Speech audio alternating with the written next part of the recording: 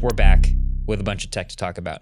I kind of want to start with Windows 11 because you've said, are you running Windows 11? Not on this computer. This is actually Andrew's computer. I left my Surface Book at home, sadly. But I am running Windows 11 on my Surface Book. So it was just unveiled last week, and now there's a build available for the public to actually download and try. I made a reaction video just like talking about my couple major thoughts on the new changes. It's very glassy and shiny and transparent overall. The start menu centered.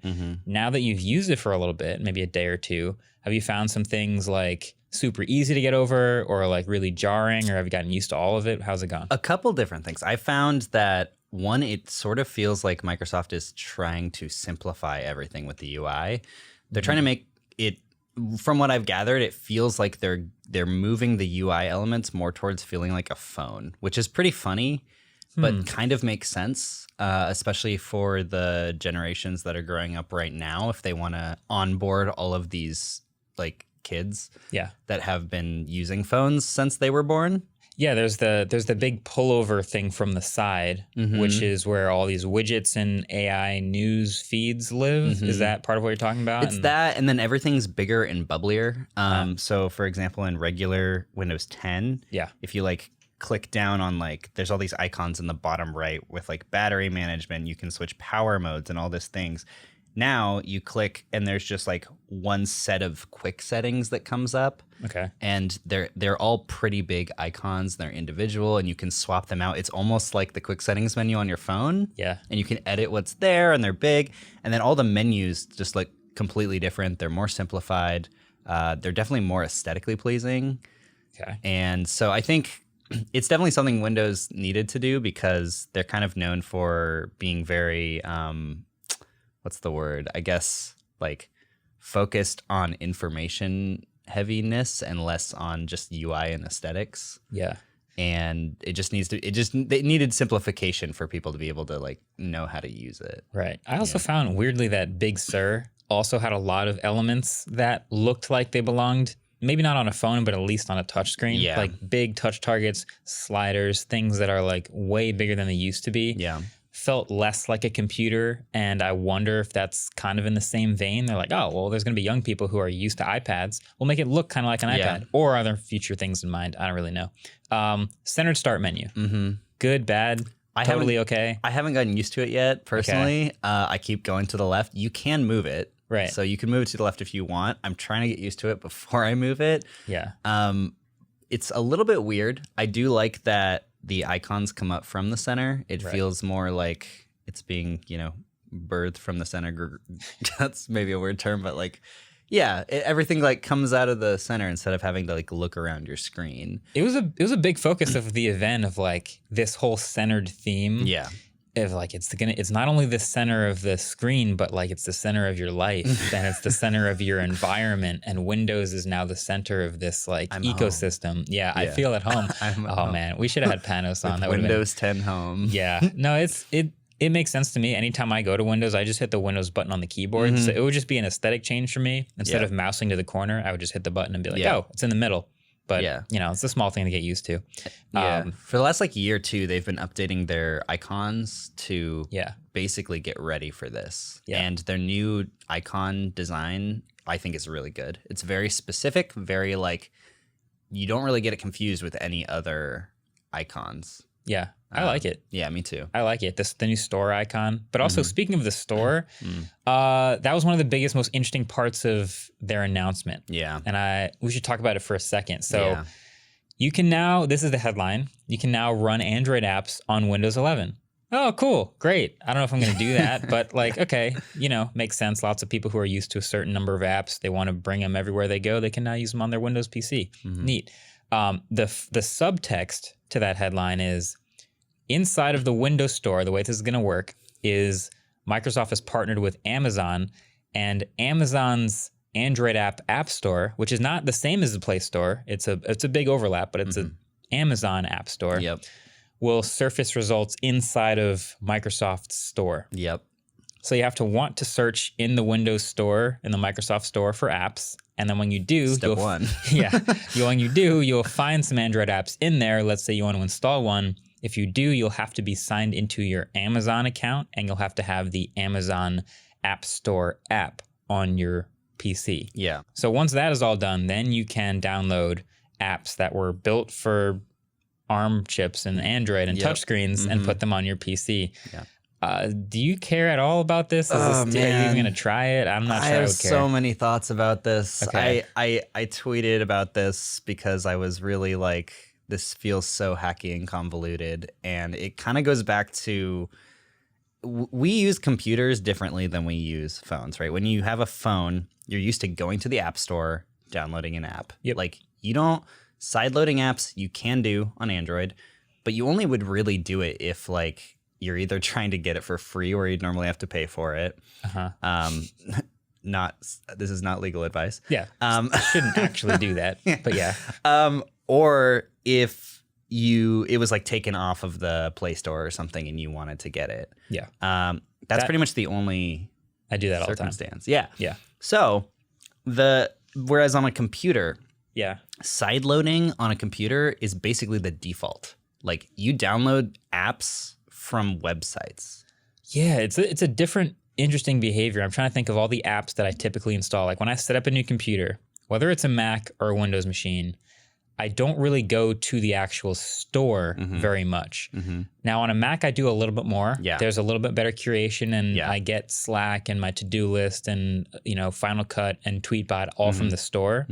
But when I'm setting up a Windows machine, I'm going to the browser for pretty much everything. For Slack, for that app, for Spotify, for that app, for my to-do list for the app. All of these are things that I'm downloading from the web, and I don't really go to the Microsoft Windows Store ever. So is this an effort, I guess, for them to like make you more comfortable with the store, get you using the store more, even though they don't want it to take over the whole experience? 100%, I think so. Because like I said before, we're so used to like just going to an app store on our phones, whereas on our computers, and you said like, you maybe will download some apps off of the Mac App Store.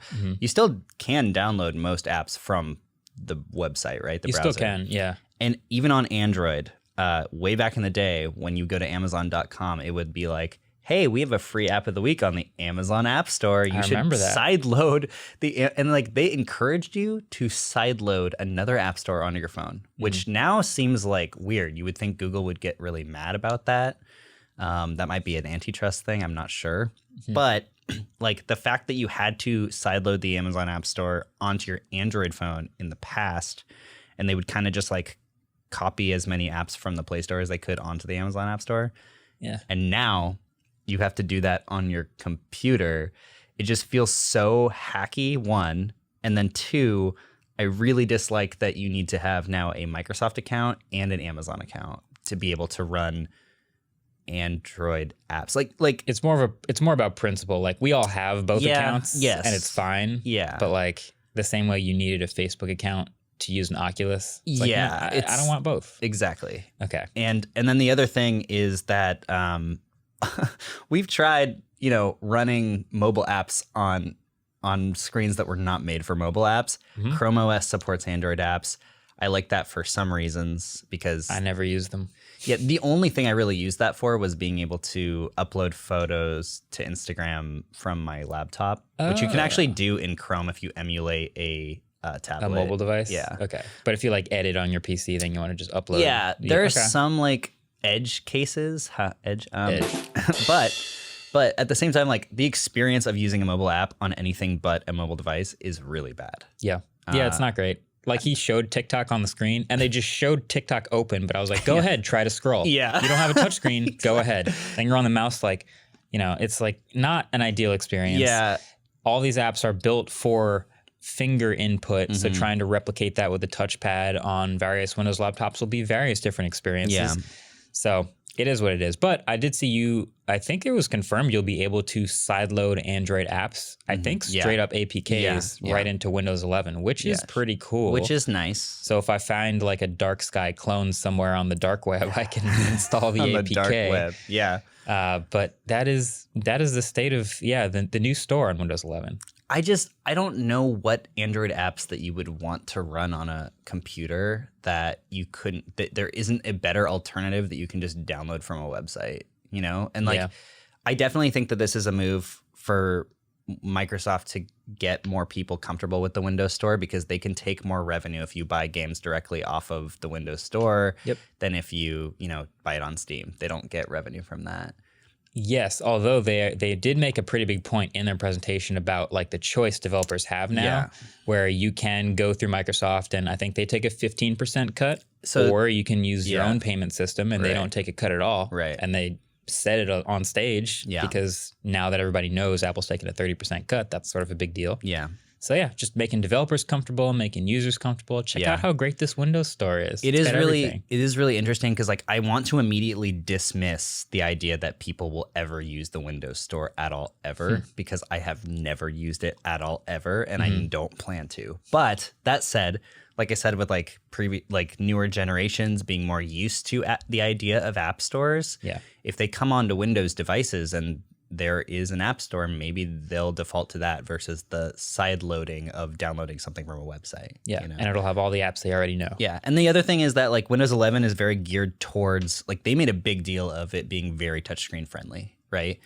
And this concerned me a little bit because if we remember Windows 8, it was overtly touchscreen friendly, so much so that desktop users got really put to the It was built for touchscrans. It was built for touchscreens. It's got the tiles and everything, yeah. They made a big deal of this also being more built for touchscreens. I think it's a better kind of like balance because they just made the touch targets bigger and like the UI doesn't actually really change when you switch to touchscreen mode, but it is easier to use. So I agree. think it's a good balance. I'm just a little bit worried that they're going to like fall back into that cycle of like bad Windows, good Windows, bad Windows, good Windows. So I agree. I think they did make a nicer balance. I hope they've learned their lesson. Like if we went to Windows 8 and then they got right to 8.1, like they made the changes they had to. Yeah. So I feel like, we have bigger touch targets, but it does still look like Windows as far as I can tell, and I'm sure we'll find out more as this comes out eventually by the end of the year, I guess.